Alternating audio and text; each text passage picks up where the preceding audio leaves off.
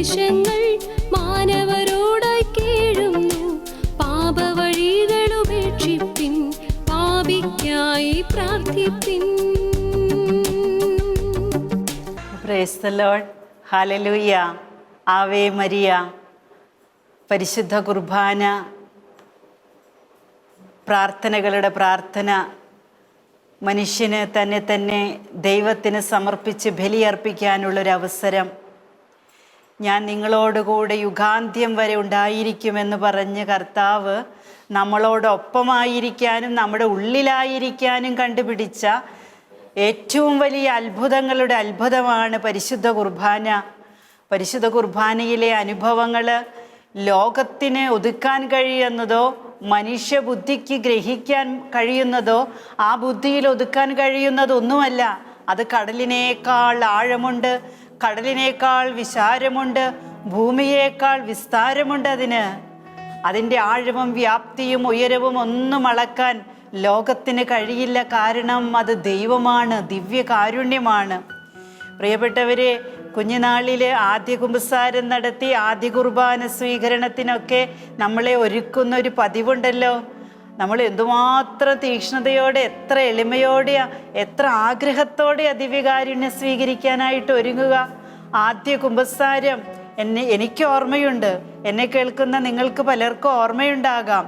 കുമ്പസാരത്തിൽ പാപങ്ങൾ ഏറ്റുപറയാനായിട്ട് എങ്ങനെയാ പറയണ്ടേ, എന്തൊക്കെ പറയണ്ടേ എന്നൊക്കെ നമ്മൾ ചിന്തിച്ച് നമ്മളെ സിസ്റ്റേഴ്സും കാറ്റീസം ടീച്ചേഴ്സും മാതാപിതാക്കളും ഒക്കെ പഠിപ്പിച്ചിട്ടുള്ള കാര്യങ്ങൾ നമ്മൾ മനസ്സിലാക്കി കൊച്ചു കൊച്ചു പാപങ്ങൾ പോലും ഏറ്റുപറഞ്ഞിട്ട്, അപ്പോഴാണ് അത് പലതും പാപമാണെന്ന് നമുക്ക് മനസ്സിലാകുന്നേ. അതൊക്കെ ഏറ്റുപറഞ്ഞ് അനുഗ്രഹം സ്വീകരിച്ചിട്ട് നമ്മൾ വിശുദ്ധ കുർബാന സ്വീകരിച്ചു. എത്ര പവിത്രമായൊരു മനസ്സായിരുന്നു അത്, എത്ര പവിത്രമായൊരു ദാഹമായിരുന്നത്. ആ ദാഹവും ആ പവിത്രതയും നമ്മൾ വളർന്നപ്പോൾ വളർന്നോ അതോ തളർന്നോ എന്ന് ചോദിക്കുകയാണ് ദിവ്യകാരുണ്യ അനുഭവത്തിലൂടെ ഈശോ. 1997 ഒക്ടോബർ 26 ഒരു ഞായറാഴ്ചയായിരുന്നു. അന്ന് കഞ്ചിക്കോട് ഗുഡ് ഷെപ്പേർഡ് ഇടവക ദേവാലയത്തിൽ ആദ്യ കുർബാന സ്വീകരണം നടക്കുന്ന ദിവസവുമാണ്. അന്നേ ദിവസം അഭിവന്യ മാർ ജേക്കബ് മനന്തോടത്ത് പിതാവാണ് ബലിയർപ്പണത്തിന് മുഖ്യ കാർമ്മികനായിട്ട് വന്നത്. പിതാവിനോടൊപ്പം പിതാവിൻ്റെ സെക്രട്ടറി അച്ഛനും ഞങ്ങളുടെ ഇടവക വികാരിയായിരുന്ന ജോസഫ് പുലുവേലി അച്ഛനും ഉണ്ടായിരുന്നു. ദൈവജനങ്ങളെ കൊണ്ട് ദേവാലയം നിറഞ്ഞു. ഞാനും ആ ബലിയർപ്പണത്തിൽ പങ്കെടുക്കാനായിട്ട് ഞാനും എൻ്റെ കുടുംബവുമുണ്ട്. മരിയൻ പാരിഷനുമായിട്ട് ബന്ധപ്പെട്ട പ്രാർത്ഥനയിലുള്ള പലരും അന്ന് അവിടെ വന്നിട്ടുണ്ട് എന്ന് പിന്നീട് അറിയാൻ സാധിച്ചു. ആ ബലിയർപ്പണ വേള അത് അനുഗ്രഹത്തിൻ്റെ ഒരു സമയമായിരുന്നു. ആ ബലിയർപ്പണ വേള എന്ന് ഞാൻ പറയാൻ കാരണം ആ ഒരു അത്ഭുതത്തെക്കുറിച്ച് പറയാനാണ്. എല്ലാ ബലിയർപ്പണ സമയങ്ങളും അനുഗ്രഹത്തിൻ്റെ കലവറ ലോകത്തിന് തുറന്നു കൊടുക്കുന്ന സമയമാണ്. അനുഗ്രഹം തേടി പലയിടത്തേക്കൊന്നും നമ്മൾ ഓടേണ്ട കാര്യമില്ല. ബലിക്കല്ലിനരികിലേക്ക് ഓടിയാൽ മതി.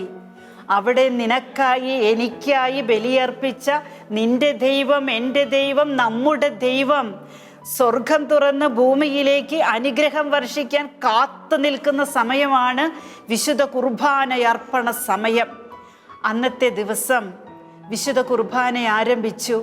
പലപ്പോഴായി പരിശുദ്ധ അമ്മയുടെ പ്രത്യേക സഹായത്താലും മാധ്യസ്ഥത്താലും ലഭിച്ചിട്ടുള്ളതുപോലെ ബലിയർപ്പണത്തിൻ്റെ ആദ്യ സമയം മുതൽ ഈശോയുടെ ഉത്ഥാനം വരെ, അതായത് ഈശോയുടെ ജനനം, പരസ്യജീവിതം, മരണം, ഉത്ഥാനം, ഈ സംഭവങ്ങളുടെ എല്ലാം ഓർമ്മയാണല്ലോ വിശുദ്ധ കുർബാന.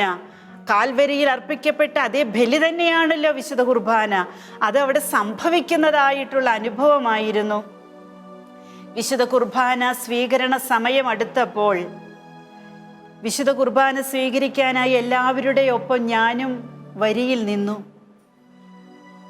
ആ സ്വീകരിക്കാനായിട്ട് പോകുന്ന സമയം മുതലേ ആത്മാവിൽ വലിയ ജ്വലനമായിരുന്നു. ഈ അനുഭവത്തിന് ശേഷം പലരും എന്നോട് പറഞ്ഞത് രക്തത്തിൻ്റെ മണം ദേവാലയത്തിലുണ്ടായിരുന്നു എന്നാ.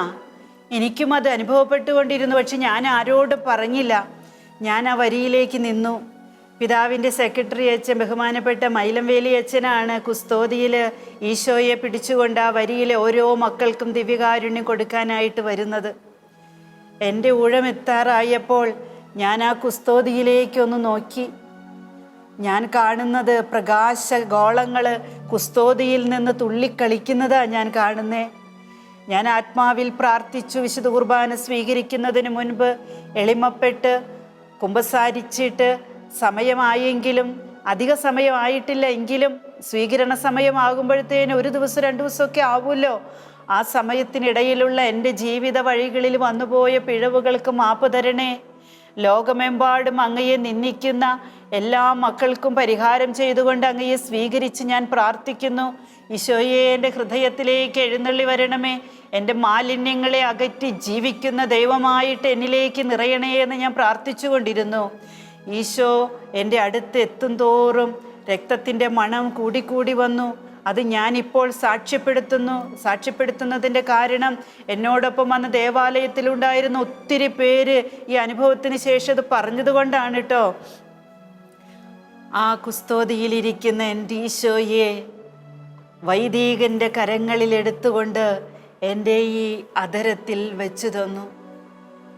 എൻ്റെ പ്രിയപ്പെട്ട ദിവ്യകാരുണ്യ മക്കളെ, കണ്ണുനീരോടും സന്തോഷത്തോടും കൂടെ അല്ലാതെ ആ അനുഭവത്തെ ഓർക്കാൻ എനിക്കാകില്ല.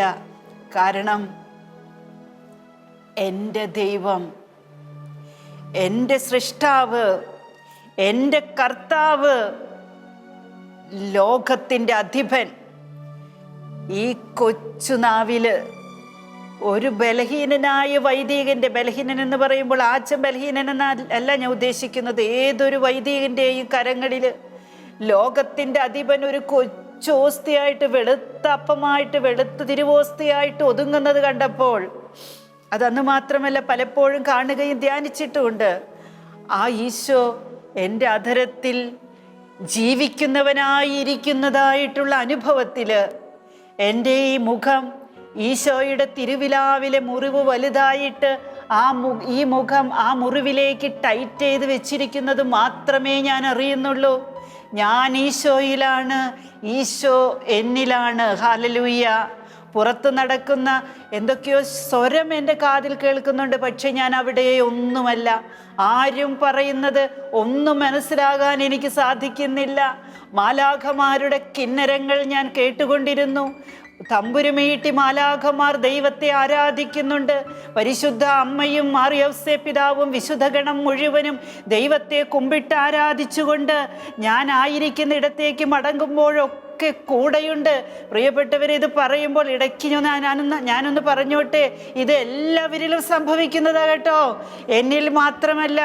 ഓരോ പ്രാവശ്യവും ദിവ്യകാരുണ്യം നമ്മൾ സ്വീകരിക്കുമ്പോൾ ദിവ്യകാരുണ്യനാഥൻ തുടിക്കുന്ന ഹൃദയവുമായിട്ട്, വിതുമ്പുന്ന ചുണ്ടുകളുമായിട്ട്, സ്നേഹിക്കുന്ന ഹൃദയമായിട്ട്, വാരിപ്പുണരുന്ന ആശ്വാസം തരുന്ന അനുഭവമായിട്ട്, സാന്നിധ്യമായിട്ട്, ജീവനുള്ള ദൈവമായിട്ട് നമ്മിൽ നിറയുന്നത് കാണുമ്പോൾ പരിശുദ്ധ കന്യകാമറിയം ശിരസ്സ് നമിക്കും, മാലാഖമാർ സാഷ്ടാംഗം പ്രണമിക്കും, വിശുദ്ധാത്മാക്കൾ നമുക്ക് ചുറ്റും കൂടി ദൈവത്തെ ആരാധിച്ചു കൊണ്ടിരിക്കും.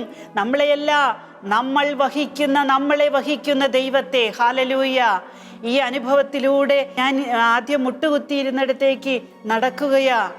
എനിക്ക് ആരെയും കാണാൻ പറ്റുന്നില്ല, ആരെയും ഒന്നും അറിയാൻ പറ്റുന്നില്ല. ഞാൻ എൻ്റെ ഈശോയുടെ തിരുവിലാവിലാണ്. ഞാൻ സ്തുതിച്ച് ഭാഷാവരത്തിൽ സ്തുതിക്കാൻ തുടങ്ങി. കർത്താവിൻ്റെ തിരുനാമത്തിൻ്റെ കീർത്തനങ്ങൾ എൻ്റെ ഹൃദയത്തിൽ അലയടി പോലെ ഉയരാൻ തുടങ്ങി. ഞാൻ പ്രാർത്ഥിച്ചു കൊണ്ടിരുന്നു. കണ്ടു നിന്നിരുന്നവർ സാക്ഷ്യപ്പെടുത്തത് ഇങ്ങനെയാണ്: എൻ്റെ അധരത്തിൽ ജീവിക്കുന്ന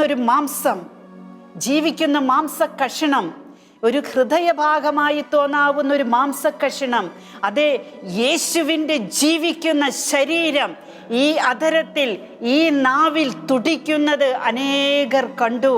ഓരോ പ്രാവശ്യവും ഈശോയുടെ തിരുശരീരം തുടിക്കുമ്പോൾ ആ ഓരോ തുടിപ്പിലൂടെയും ഈശോയുടെ തിരുരക്തം ആ തിരുമാംസത്തിൽ നിന്ന് പുറത്തു വരുന്നതായിട്ട് അനേകർ കണ്ടു.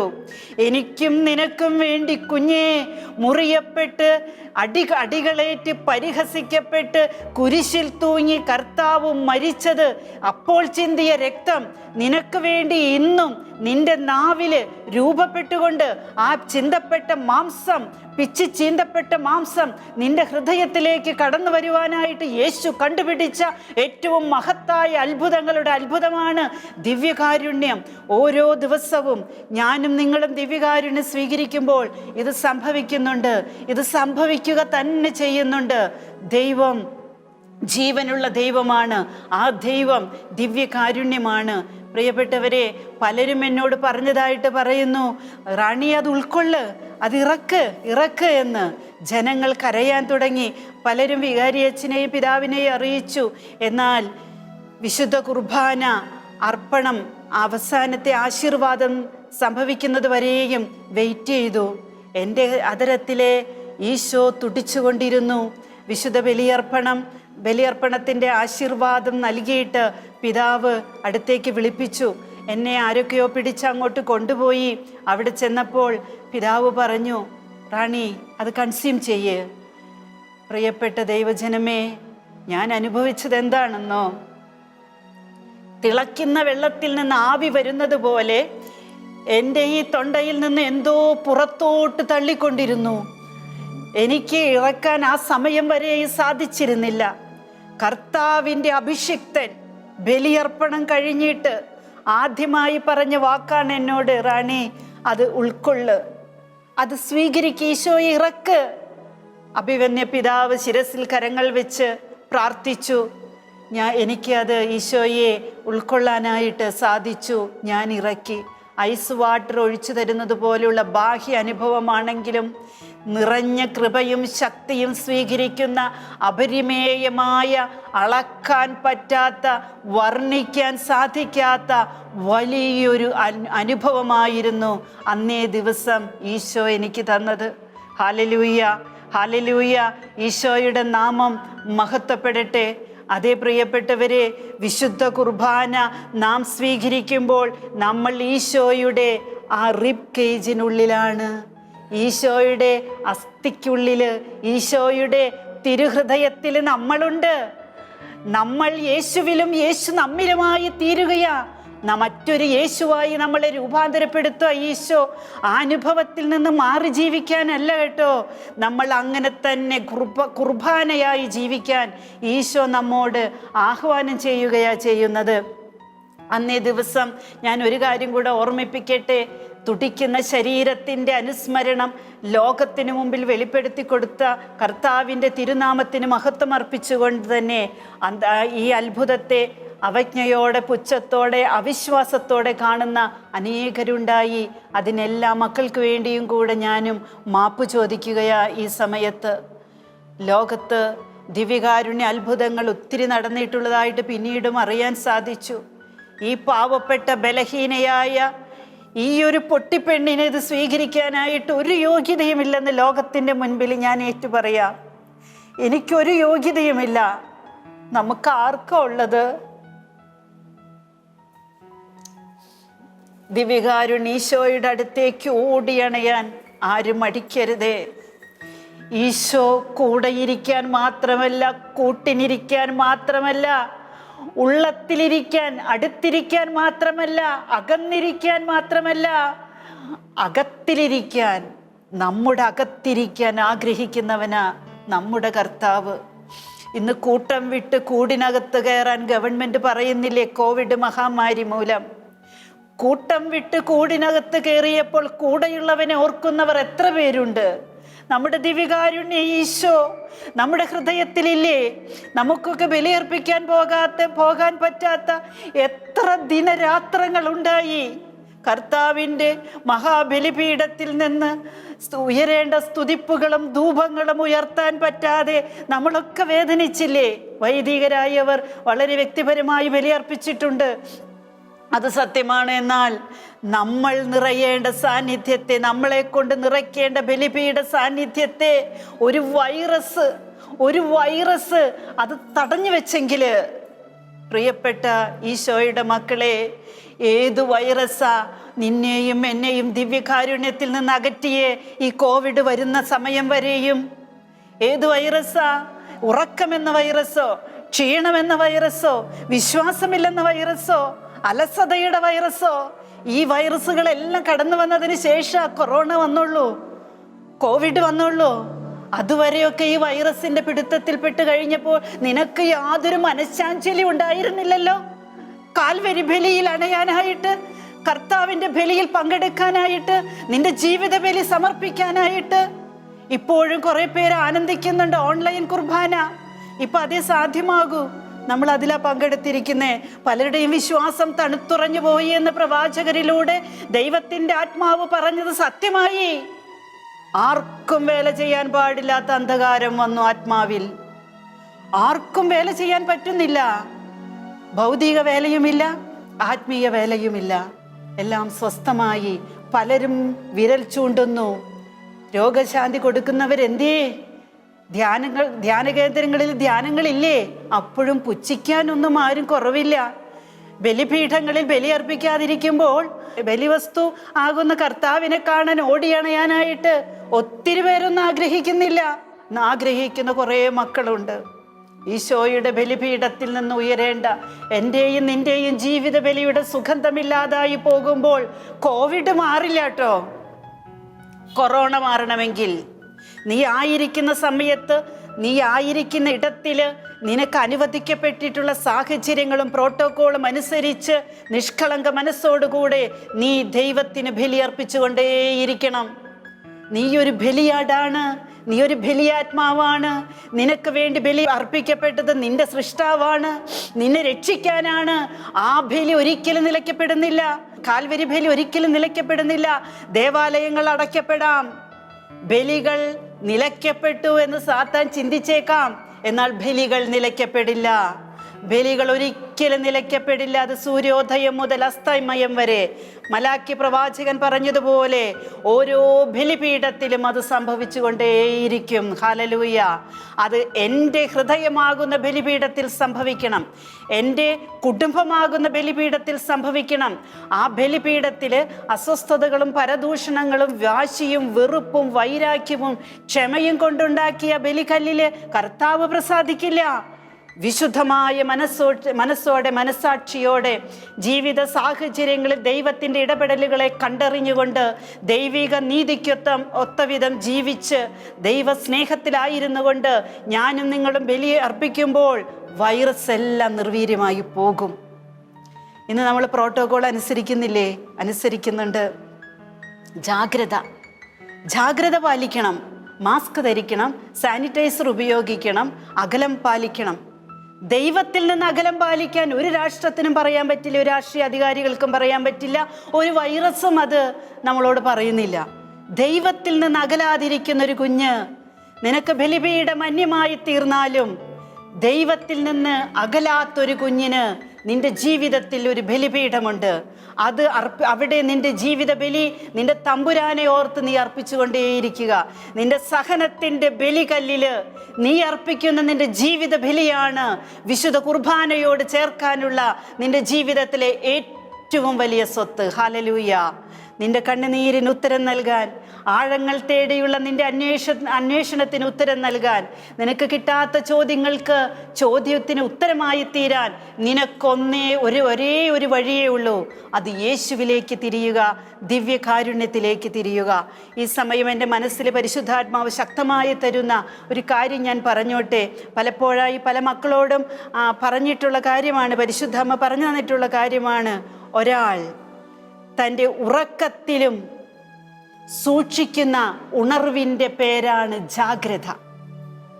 വൈറസിനെതിരെ ജാഗരൂകരായിരിക്കാൻ രാഷ്ട്രീയത്തിലൂടെയും നമ്മുടെ നേതാക്കളിലൂടെയും ഗവൺമെൻറ്റുകളിലൂടെയൊക്കെ നമ്മളോട് പറയുമ്പോൾ പരിശുദ്ധ അമ്മ പറയാ, ജാഗ്രത എന്ന് പറയുന്നത്, ജാഗരൂകത എന്ന് പറയുന്നത് ഒരാൾ തൻ്റെ ഉറക്കത്തിലും സൂക്ഷിക്കുന്ന ഉണർവിൻ്റെ പേരാണ് ജാഗ്രത.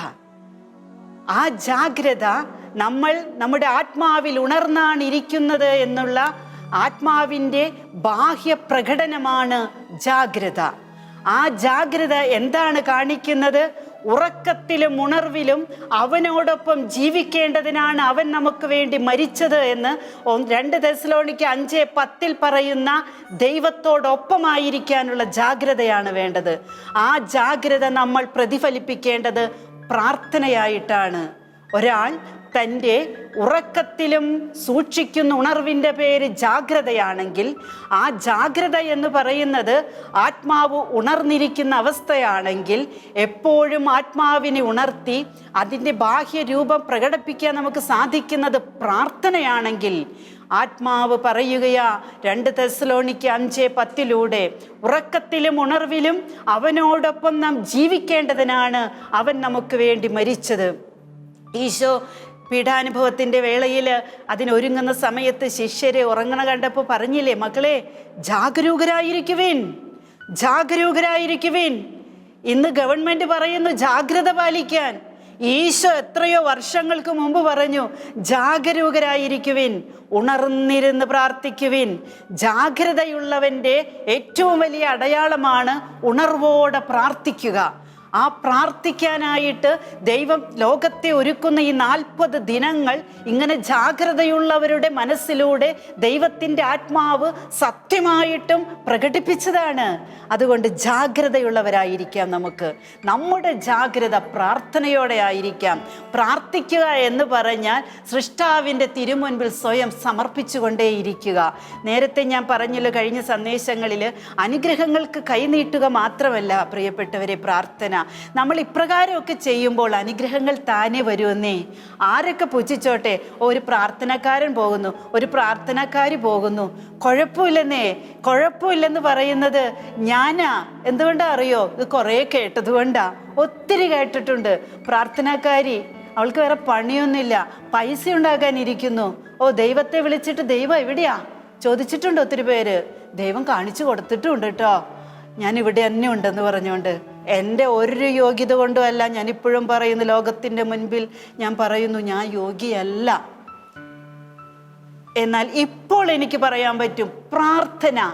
പ്രാർത്ഥിക്ക് മക്കളെ, പ്രാർത്ഥിച്ച് പ്രാർത്ഥിച്ച് പ്രാർത്ഥിച്ച് മരിക്കുക, അല്ലെങ്കിൽ മരിച്ച് പ്രാർത്ഥിക്കുക. അതാണ് നമ്മുടെ ജീവിതത്തിൽ വേണ്ടത്. നമ്മൾ പ്രാർത്ഥിച്ച് മരിക്കണം, അല്ലെങ്കിൽ മരിച്ച് പ്രാർത്ഥിക്കണം. ഇപ്പോൾ മരിച്ച് പ്രാർത്ഥിക്കേണ്ട സമയമാണ്. അങ്ങനെയാണ് നമുക്ക് മരണം സംഭവിക്കേണ്ടത്. ഏത് മരണം? ലോകത്തോട് വിട പറയാൻ ഇന്നോ നാളെയോ, ഇത് പറയുമ്പോഴോ അല്ലാത്തപ്പോഴോ, ഈ 40 ദിവസം കഴിഞ്ഞിട്ടോ അതിൻ്റെ ഉള്ളിലോ, എനിക്ക് യാതൊരു പേടിയില്ല. ഞാൻ എൻ്റെ കർത്താവിൻ്റെ അടുത്തേക്ക് പോവും. കർത്താവ് നമുക്ക് വാഗ്ദാനം തന്നിട്ടില്ലേ, നമുക്ക് പോകണം. ആ പോകുന്ന വഴി ഇപ്പോഴാണ്. അതുകൊണ്ട് വിശുദ്ധ കുർബാനയിലേക്ക് നമ്മുടെ ജീവിതത്തെ കേന്ദ്രീകരിക്കണം. വിശുദ്ധ കുർബാന അർപ്പിക്കുന്ന ബലിപീഠത്തിൽ നമ്മുടെ ജീവിതത്തെ കെട്ടിയിടണം. ആ ബലിപീഠമായിരിക്കണം നമ്മുടെ ജീവിതത്തെ നിയന്ത്രിക്കുന്നത്. ആ ബലിപീഠം നമ്മെ നിയന്ത്രിച്ചാൽ ബലി നൽകാത്ത ജീവിതം നമ്മുടെ ജീവിതത്തിലേക്ക് കടന്നു വരില്ല. ആ ബലി ബലി ബലി എന്ന് പറയുമ്പോൾ കത്തുന്ന ബലിയായിരിക്കണം, കത്തിത്തീരാത്ത ബലി. കത്തിയെങ്കിലും, ഉൾപ്പടർപ്പ് കത്തിയെങ്കിലും അവിടെ നാശം സംഭവിച്ചില്ലല്ലോ. അതുപോലത്തെ തീക്ഷ്ണതയുള്ള ബലിപീഠത്തിലെ ബലിയാത്മാക്കളായിട്ട് നമുക്ക് മാറണം പ്രിയപ്പെട്ടവരെ. എന്നും ഈ ചതഞ്ഞെന്ന് പറഞ്ഞ് അടങ്ങി ഒതുങ്ങി ഇരിക്കേണ്ടെന്ന് പറയുമ്പോൾ ലോകത്ത് ഓടി നടക്കാനല്ല ഞാൻ പറയുന്നത്. ഇത് ഞാൻ പറയുന്നതല്ല കേട്ടോ, പരിശുദ്ധ അമ്മ പഠിപ്പിച്ചിട്ടുള്ളത്. നമുക്ക് പ്രാർത്ഥിക്കണമെന്നേ. പ്രാർത്ഥിക്കണം, പ്രാർത്ഥിക്കണം, പ്രാർത്ഥിക്കണം. നിന്റെ ജീവിതം പ്രാർത്ഥനയാക്കി മാറ്റുകുഞ്ഞേ. നിന്റെ ദിവ്യകാരുണ്യം ഈശോയ്ക്ക് നിന്നെ സമർപ്പിക്കേ. ജപമാല ചൊല്ല്, ഉപവസിക്കേ, അവനോടൊപ്പം വസിക്കേ, യേശുവിനോടൊപ്പം വസിക്കേ. ദിവ്യകാരുണ്യ അത്ഭുത അനുഭവമുണ്ടായ ആദ്യ ദിവസം പരിശുദ്ധ അമ്മ നൽകിയ സന്ദേശം ഞാനിവിടെ വായിക്കാം. ഈ കഴിഞ്ഞ ദിവസങ്ങളിലൊക്കെ സന്ദേശങ്ങൾ പങ്കുവെച്ചത് കണ്ടിട്ട് പലരും ചോദിച്ചു എന്നോട്, റാണി എന്തിനാ ഇങ്ങനെ നോക്കി വായിക്കുന്ന, കാണാതെ പറഞ്ഞുകൂടെ എന്ന്. ഒരു സത്യം, എനിക്കിത് മുഴുവനും കാണാതെ അറിയില്ല. കാരണം അമ്മ പറഞ്ഞു തന്നിട്ടുള്ള കാര്യങ്ങളുടെ ഓരോ കാര്യം ഓരോ പ്രാവശ്യം വായിക്കുമ്പോൾ ഓരോ അർത്ഥങ്ങളാണ് ലഭിക്കുന്നത്, ഓരോ ഉൾക്കാഴ്ചകളാണ് ലഭിക്കുന്നത്. പിന്നെ ഏറ്റവും പ്രധാനപ്പെട്ട കാര്യം, അമ്മ പറഞ്ഞത് വിട്ട് ഒരു അണുവിട, ഒരു വാക്കുപോലും ഇതിൽ കൂട്ടിച്ചേർക്കുകയോ ഒഴിവാക്കുകയോ ചെയ്യുക, അത് ഞാൻ ചെയ്യില്ല. എൻ്റെ കഴുത്തറുത്താലും ഞാൻ ചെയ്യില്ല. അമ്മ പറഞ്ഞത് എനിക്ക് പറയണം. അതിന് ദൈവം ഒരു അവസരം തന്നിരിക്കുന്നു. എൻ്റെ മരണത്തിന് മുൻപ് ഇതൊന്ന് സാധിക്കണേന്നൊരു പ്രാർത്ഥന മാത്രമേ എനിക്കുണ്ടായിരുന്നുള്ളൂ. അത് ഈശോ നിർവഹിക്കുമ്പോൾ ബാക്കിയുള്ളത് ഈശോ ചെയ്യും. അതിൻ്റെ ഫലം നൽകുന്നത് കർത്താവാണ്. അത് നമുക്ക് എല്ലാവർക്കുമാണ്. നമുക്ക് സന്ദേശത്തിലേക്ക് വരാം. ബലിപീഠത്തിൽ ബലിയാടാകുന്ന എന്നോടും പിതാവായ ദൈവത്തിൻ്റെ സ്നേഹത്തോടും മനുഷ്യമക്കൾ കാണിക്കുന്ന നിന്ദനങ്ങളും അവഹേളനങ്ങളും വളരെ വർദ്ധിച്ചിരിക്കുന്നു. ജീവിക്കുന്നവനായി ഓരോ മക്കളിലേക്കും ഞാൻ സ്നേഹത്തോടെ ത്യാഗത്തോടെ വരുന്നുണ്ടെന്ന ബോധ്യം ഓരോരുത്തരും മനസ്സിലാക്കേണ്ട കാലം അതിക്രമിച്ചിരിക്കുന്നു. മകളെ, വചനം മാംസമായി, മാംസം ബലിയായി, ബലി പുതുജീവനേകി. എപ്പോഴാണ് മകളെ വചനം മാംസമായി എന്ന് ഈശോ പറയുന്നത്, അമ്മ പറയുന്നത്? കാലിത്തൊഴുത്തിൽ യേശുക്രിസ്തുവിന് ജന്മം കൊടുക്കാനായിട്ട് കന്യകാമറിയം എന്ന് ആ തിരുവിഷ്ടത്തിൻ്റെ മുൻപിൽ ഉവ്വ് എന്ന് പറഞ്ഞുവോ, അപ്പോൾ പിതാവിൻ്റെ ഹൃദയത്തിൽ സൂക്ഷിക്കപ്പെട്ടിരുന്ന വചനമാകുന്ന വിത്ത് പരിശുദ്ധ അമ്മയുടെ കന്യകോദരത്തിലെ വിമല ഹൃദയത്തിലും വിതയ്ക്കപ്പെട്ടു. അവിടെ വചനം മാംസമായി. മാംസം ധരിച്ച മനുഷ്യനെ മാംസം ധരിച്ച് രക്ഷിക്കാനായിട്ട് ദൈവം വന്ന അത്ഭുതകരമായ സംഭവം. മകളെ, വചനം മാംസമായി. ആ മാംസം കാൽവരിയിൽ ബലിയായി. ആ ബലി പുതു ജീവനേകി. അനാദിയിൽ നടന്ന ഈ രക്ഷാകര സംഭവം ഇന്നും സത്യമായിട്ടും, അമ്മ പറയാ, സത്യമായിട്ടും ഓരോ ബലിവേദിയിലും നിറവേറിക്കൊണ്ടിരിക്കുന്നു. ഈശോ ഇത് ആവർത്തിച്ച് പറഞ്ഞു തന്നതാട്ടോ. ഓരോ ബലിവേദിയിലും നിറവേറിക്കൊണ്ടിരിക്കുന്നു. അതല്ലേ മകളെ നീ രുചിച്ചറിഞ്ഞത്? ഈശോ അന്ന് ചോദിച്ച കാര്യമാ. അതാണ് ഞാൻ രുചിച്ചറിഞ്ഞത്. അതാണ് നമ്മളെല്ലാവരും ഇത്രയും കാലമായിട്ട് രുചിച്ചറിഞ്ഞത്, ഇനി രുചിച്ചറിയാൻ പോകുന്നതും. ഹല്ലേലൂയ. നിഷേധാത്മകമല്ലാത്ത ഈ സത്യം നിർവഹിക്കപ്പെട്ടത് പരിശുദ്ധ ത്രിത്വത്തിൻ്റെ സാന്നിധ്യത്തിലാണ്. Hallelujah, hallelujah. പരിശുദ്ധ ത്രിത്വം, ദൈവീക രഹസ്യം വെളിപ്പെടുത്തിക്കൊണ്ട് വിശുദ്ധ കുർബാനയിൽ നിറയുന്നുണ്ട് എന്ന് സ്വർഗം സാക്ഷ്യപ്പെടുത്തുക. ഇത് ആർക്കും നിഷേധിക്കാൻ പറ്റില്ല. എൻ്റെ അമ്മയുടെ നിരന്തരമായ പ്രാർത്ഥനയുടെ ഫലമാണെന്ന് ഈശോ പറഞ്ഞത്. എന്നിട്ട് ഈശോ സങ്കീർത്തനം 118, 23, 24 വിശുദ്ധ യോഹന്നാൻ എഴുതിയ സുവിശേഷം 6-ാം അധ്യായം 53 മുതൽ 59 വരെയും ധ്യാനിക്കാൻ പറഞ്ഞു. Hallelujah, hallelujah, hallelujah. ഒരു കുഞ്ഞിന് അമ്മയുടെ മാറിടം എത്രമാത്രം ആശ്വാസമേകുന്നുവോ അതുപോലെ ആയിരിക്കണം ഒരു ക്രിസ്ത്യാനി നിനക്ക് ബലിപീഠം. കർത്താവിൻ്റെ ബലിപീഠം നിനക്ക് ആശ്വാസമരുളും. അവിടെ നിനക്ക് ഉത്തരം കിട്ടാത്ത ഒരു ചോദ്യങ്ങളില്ല. നിന്റെ നോവുകളിൽ ആശ്വാസം പകരാൻ, നിന്റെ മുറിവുകളിൽ ലേപനം പുരട്ടാൻ, അതേ കർത്താവിൻ്റെ തിരുരക്തം തന്നെ പുരട്ടിത്തരാൻ കർത്താവുണ്ടെന്നേ. നിന്റെ കണ്ണുകൾക്ക് ഉൾക്കാഴ്ചകൾ നൽകാൻ, നിന്റെ സഹനത്തിന് നിനക്ക് ശക്തി പകരാൻ, നിന്റെ പ്രാർത്ഥനകൾക്ക് നിനക്ക് ഉത്തരം നൽകാൻ നിനക്ക് വേണ്ടി ബലിയാടായ ഒരു കർത്താവ്, ബലി വസ്തുവായൊരു കർത്താവ്, ബലിയായിട്ട് തന്നെ നിന്നിലേക്ക് ഇറങ്ങി വരുന്ന ദൈവം, നിന്നോട് സംസാരിക്കുന്ന, നിന്നിലേക്ക് ഇറങ്ങി വരുന്ന വിശുദ്ധ കുർബാന എന്ന അത്ഭുതങ്ങളിലെ അത്ഭുതം സ്വീകരിക്കാൻ നിനക്ക് കിട്ടുന്ന ഒരവസരവും പാഴാക്കരുത്. എന്നെ ശ്രവിക്കുന്ന ഈശോയുടെ പ്രിയപ്പെട്ട മക്കളെ, നിങ്ങളിൽ എത്ര പേർ ദേവാലയങ്ങൾ തുറക്കാൻ ആഗ്രഹിച്ച് പ്രാർത്ഥിക്കുന്നുണ്ട്? ഈശോയുടെ പ്രത്യേക അനുഗ്രഹത്താൽ 1.5 വർഷം മുൻപ് ഇറ്റലിയിലെ റോമിലൊക്കെ പോകാനായിട്ട് നമ്മുടെ വിശുദ്ധ മറിയം ത്രേസ്യാമ്മയുടെ നാമകരണ സമയത്ത് അവിടെ പോകാനായിട്ട് ഈശോ അവസരം തന്നു. അന്ന് ഒരു ഞായറാഴ്ച സ്വിറ്റ്സർലൻഡിൽ ഒരു ശുശ്രൂഷയുണ്ടായിരുന്നു. ഈ ശുശ്രൂഷയെ സ്നേഹിക്കുകയും ബഹുമാനിക്കുകയൊക്കെ ചെയ്യുന്ന ഒരു സഹോദരി വഴിയായിട്ട് അവിടെ ഒരു ശുശ്രൂഷ ഉണ്ടായിരുന്നു. ആ ശുശ്രൂഷയുടെ അന്ന് പ്രഭാതത്തിൽ ഞങ്ങൾ വിശുദ്ധ കുർബാനയ്ക്ക് ഞങ്ങളെ കൊണ്ടുപോകുക. അപ്പോൾ ദേവാലയങ്ങൾ പല പല ദേവാലയങ്ങളും കണ്ടു. ദേവാലയമാണെന്ന് മനസ്സിലാകാത്ത രൂപങ്ങളായിരുന്നു. അപ്പോൾ കൂടെ ഉണ്ടായിരുന്നവർ പറഞ്ഞു അതൊക്കെ ബാറുകളായി മാറിയെന്ന്. ഭയങ്കര സങ്കടം തോന്നി. അങ്ങനെ പോയിക്കൊണ്ടിരിക്കുമ്പോൾ ഒരു തിരക്കില്ലാത്തൊരു സ്ഥലത്ത് വണ്ടി നിർത്തി ഞങ്ങൾ ഇറങ്ങിയപ്പോൾ അധികം ആളുകളൊന്നുമില്ല. പക്ഷേ അവിടെ എത്തുന്നതിന് മുൻപ് തിരിച്ചു വരുമ്പോഴാണ് ഞാനത് കണ്ടത്. അവിടെ എത്തി, അവിടെ ചെന്നപ്പോൾ അതൊരു ദേവാലയമാണ്. അവിടെ ബലിക്ക് വേണ്ടി എല്ലാം ഒരുക്കുന്നു. ഒത്തിരി പേരൊന്നുമില്ല. വിശുദ്ധ കുർബാന അർപ്പണം കഴിഞ്ഞ് തിരിച്ചു പോരുമ്പോൾ വണ്ടിയിലിരുന്ന് ഒരു ദേവാലയത്തിൻ്റെ അല്പഭാഗം മാത്രം കണ്ടാൽ ദേവാലയമാണെന്ന് തോന്നും. അങ്ങനെ കണ്ടപ്പോൾ അവിടെ നിറയെ ആൾക്കാരുണ്ട്. അപ്പോൾ ഞാൻ പറഞ്ഞു, ഓ ദൈവമേ, ഈ പള്ളിയിൽ എന്തുമാത്രം ആൾക്കാരാണ് ഇന്നത്തെ കുർബാനയ്ക്ക്. അപ്പോഴാണ് കൂടെയുള്ള ഒരു വ്യക്തി പറഞ്ഞത്, റാണി, അത് പണ്ട് ദേവാലയമായിരുന്നു, പള്ളിയായിരുന്നു, ഇപ്പോൾ അതൊരു ബാറാണ്, അതൊരു മദ്യശാലയാണ്. അവിടെ എന്തുമാത്രം ആൾക്കാരാണെന്നോ കൂട്ടം കൂടി നിൽക്കുന്നേ, എത്ര പേരാ. പക്ഷെ ഞാൻ ബലിയർപ്പണത്തിന് പോയ പള്ളിയിൽ കുറച്ച് പേരേ ഉണ്ടായിരുന്നുള്ളൂ. അവിടെ മനുഷ്യരില്ലാഞ്ഞിട്ടാണോ? അല്ല. എന്തേ? വിശുദ്ധ കുർബാനയിൽ ബോധ്യമില്ല. പ്രാർത്ഥിക്കണം, പ്രാർത്ഥന കുറയ്ക്കല്ലേ. ബലിയർപ്പണത്തിന് ബോധ്യം കിട്ടാൻ ബലിയാടുകൾക്ക് ബലിവസ്തുവായി തീർന്ന കർത്താവിൻ്റെ ബലിക്കല്ലിനരികിലേക്ക്, കാൽവരി കുരിശിനരികിലേക്ക് ഓടിയണയാൻ മക്കളെ പ്രാർത്ഥിക്കണം, പുരോഹിതരെ പ്രാർത്ഥിക്കണം. പലരിലൂടെയും ഞാൻ മനസ്സിലാക്കി, പല വൈദികർക്കും അവിടെ നമ്മുടെ കേരളത്തിൽ നിന്ന് പോയവർക്ക് പോലും ഞാൻ കേട്ടറിഞ്ഞതാണ് കേട്ടോ. ദിവസവും ബലിയർപ്പിക്കണമെന്നും അവിടെ ഒരു നിർബന്ധവും ഇല്ലെന്ന്. പലരും അങ്ങനെ സ്കിപ്പ് ചെയ്ത് ജീവിക്കുന്നുണ്ടെന്ന് ഞാൻ അറിഞ്ഞു. എൻ്റെ അറിവല്ല ഇത്, സ്വർഗത്തിൻ്റെ വേദനയാണ്. പ്രിയപ്പെട്ട മക്കളെ, നെഞ്ചിൽ കൈവച്ച് ഞാനിത് പറയുമ്പോൾ പിളർക്കപ്പെട്ട അമ്മയുടെ ഹൃദയത്തിൻ്റെ രോദനമുണ്ടെന്ന് മനസ്സിലാക്കണേ.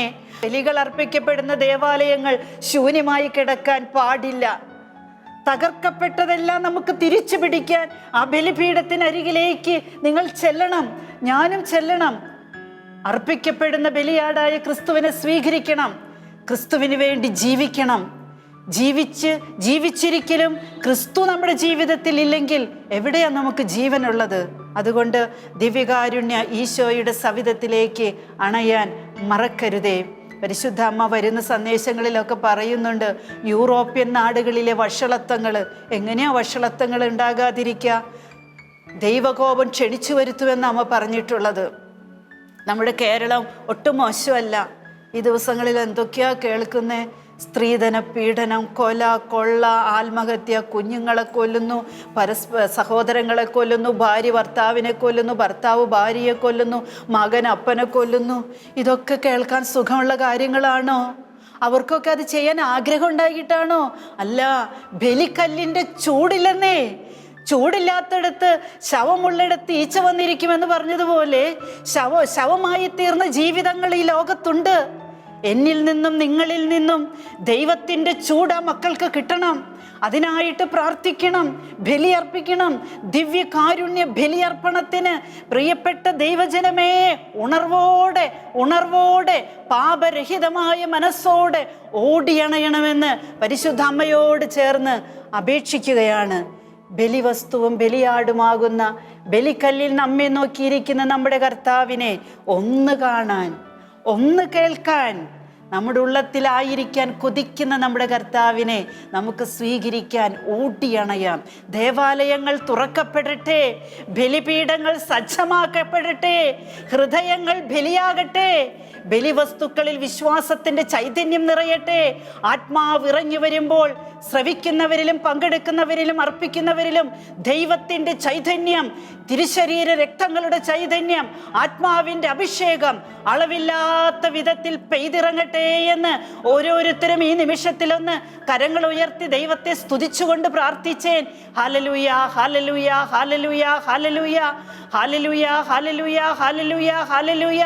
ദൈവത്തിൻ്റെ വചനമേ, അവതരിച്ച വചനമേ, മനുഷ്യനായി അവതരിച്ച വചനമേ, മാംസമായ വചനമേ, ബലിയായ വചനമേ, പുതുജീവനേകിയ ദൈവമേ, അങ്ങേക്ക് ആരാധന, സ്തുതി, സ്തോത്രം. Hallelujah, hallelujah.